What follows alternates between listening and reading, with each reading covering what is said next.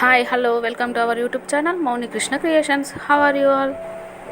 ఈరోజు సగ్గుబియ్యంతో దోశ ఎలా చేసుకుందామో చూసేద్దాం. ముందుగా ఒక కప్పు బొంబాయి రవ్వ తీసుకొని ఒక బౌల్లో వేసుకోవాలి.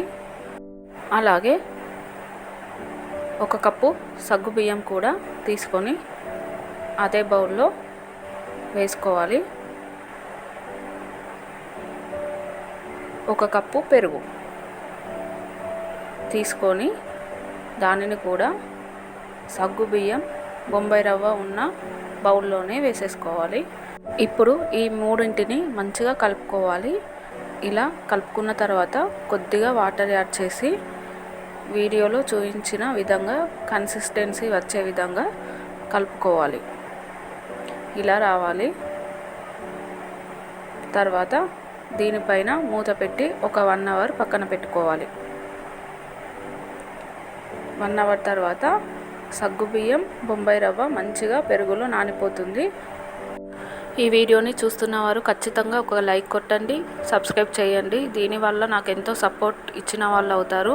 దీనివల్ల మరికొంతమందికి రీచ్ అవుతుంది.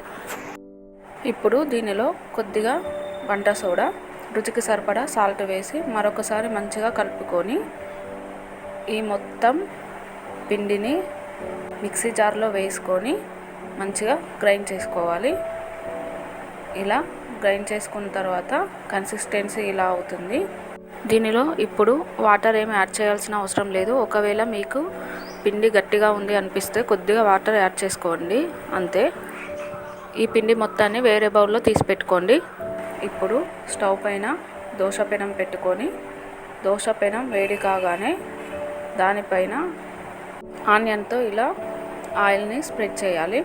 దీనివల్ల దోశకి ఎక్స్ట్రా టేస్ట్ యాడ్ అవుతుంది. తర్వాత పిండిని తీసుకొని దోశలాగా వేసేసుకోవడమే. ఈ దోశ మంచిగా కాలడానికి కొద్దిగా టైం పడుతుంది.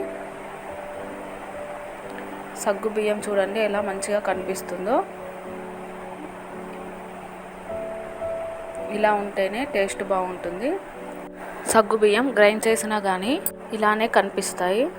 తర్వాత పచ్చిదనం అంతా పోయిన తర్వాత ఆయిల్ స్ప్రెడ్ చేసి మరొక వైపు టర్న్ చేసుకోవాలి.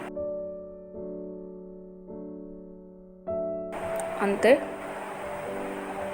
ఒక 1 మినిట్ తర్వాత వేడివేడిగా ప్లేట్లోకి సర్వ్ చేసుకొని పల్లి చట్నీతో తింటే టేస్ట్ అదిరిపోతుంది. మీరు కూడా తప్పకుండా ట్రై చేయండి.